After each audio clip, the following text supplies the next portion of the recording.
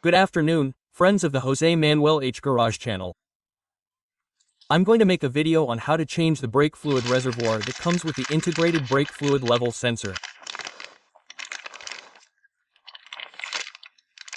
The brake fluid reservoir itself hasn't caused me any problems in my car, but the brake fluid sensor has broken. Of course, the little button appears on the instrument panel. If you want to remove the hose, just unplug the connector and the hose won't appear. But of course, you won't know. You won't have the security and protection of being warned if the brake fluid level is low or whatever. In other words, it's very important not to do that because otherwise you won't have that important information. Okay? Since it's integrated, the easiest thing to do is change the reservoir itself. So this video is on how to change the brake fluid reservoir in an Audi A6 2.0 TDI. This is the year 2007, but it still works for almost any model of car in Group B, okay? Audi, Volkswagen, Seat, and a Skoda. The story is not very difficult. You just have to remove this. See where the location is, where your brake fluid reservoir is. In my case, it's here. We remove the drip pan. This one, you see, is doing it all with the left. There's no more story. And now the only thing we have to do is remove the little cap, okay? We remove this little filter. Now we're going to see how to remove this little filter and try to empty as much fluid as we can, that is, the brake fluid reservoir. We empty it of all the brake fluid, so that when we dry it, we take it out, it doesn't have more than the necessary dripping.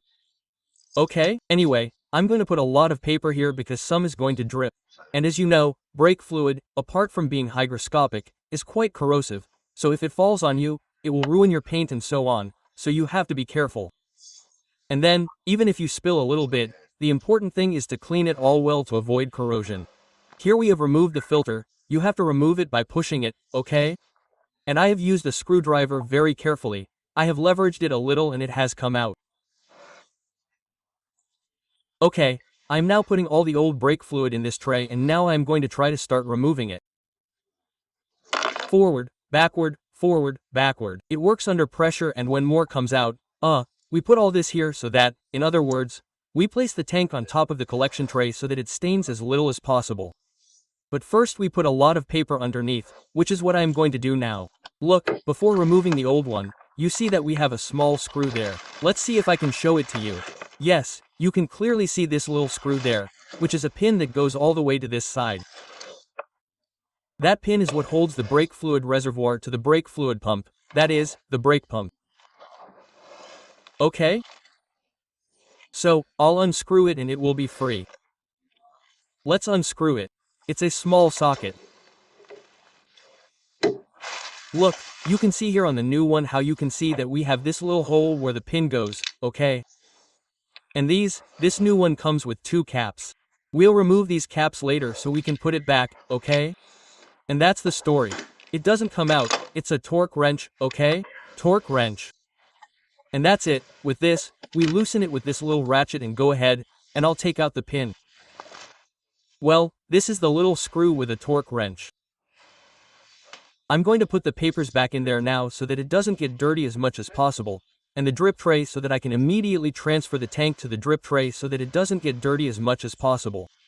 Well, it came out without any difficulty. Okay, I put a little bit like this, a little bit like that, and it comes out. Okay, I put pressure on it with these two little things and that's it. I'm going to take this opportunity to clean this crap here. Okay, you see, here we have these two rubber seals and I think that now when I put another one in it won't get any air, however, we have to bleed all the coolant later, okay? Oh, fluid, people, brake fluid. I'm going to clean that a little and put the new one in. And I was planning on changing the rubber seals, but I also prefer these original ones. I had bought new ones, but I'm going to leave them alone because they're in very good condition. Remove the two little caps here from this new tank. Okay, well, we've already removed the two little caps. There you can see how the holes look. Okay? Now, let's put it in. I'm going to put a little bit of brake fluid in here, on these two lugs so that it goes in more easily. Well, it's in place without any difficulty. See? It's already in place inside the two lugs. There's no more to it. Very, very easy. You just have to reach in, put it in, push it in, and then pull it out quite a bit without any rough work to check that it's fitted properly. Okay, it's fitted perfectly. So, let's put the pin back in, put the pin in, tighten it, fill in the coolant, brake fluid, and bleed the air from the brake system. I'll do it with the air pump. I'll leave a link to the video in the description of the video on how to service the brake system. Okay, let's put the pin in and connect the connector for the brake fluid level sensor that I have there, which is precisely why I had to change the tank, okay? Because it comes integrated and it's not worth trying to remove it for the price of a new one. You put everything back and that's it. Okay, that's it, ready, see? Now I'm tightening it here with the ratchet, and once it's tight, we put the sensor connector, and fill the tank to the top, well, not to the top, up to where it says the maximum level of .4 brake fluid.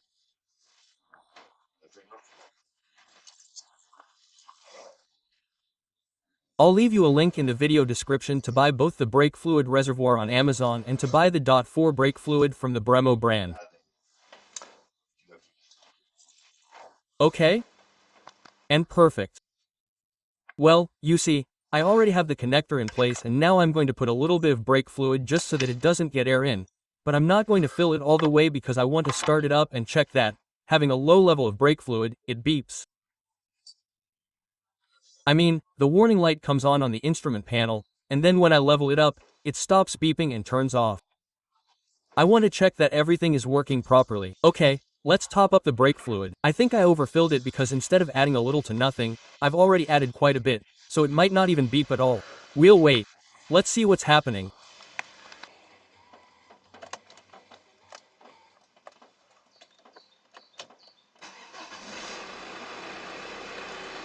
Okay, let's see when it starts up. See, the brake fluid beeps. So for now, it works with a low level. We just have to see if I level the reservoir now and it turns off and stops complaining, and then it would work perfectly. Everything would be fine, except for bleeding the brake fluid system. Perfect. Well, look, it's just below the maximum line, so now it's supposed to stop complaining. Let's start it up and see if it stops complaining. So, except for adding a little brake fluid, everything would be fine. Nothing, in 5 minutes. This one, which is the old one, I've already put the caps on so it doesn't stain and such. And nevertheless, if you didn't want to change the entire tank, it was cheaper for me to get the complete tank with the integrated sensor than to buy just the sensor, okay? That's why I bought the complete one. But if you only wanted to change the sensor, it's very simple. You see, you have there, what do you call this? The little tab. You press the tab. Do you see that the tab is sunken? You see? I'm doing it with just one hand, okay? With just one screwdriver and you'll be able to get it out. And this would be the sensor.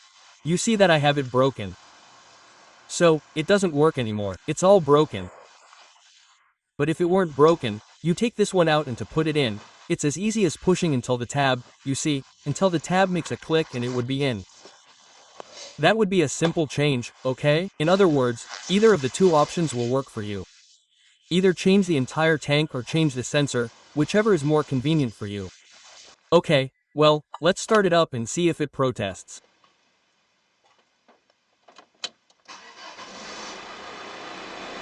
Perfect. At the moment it doesn't protest, and it doesn't protest.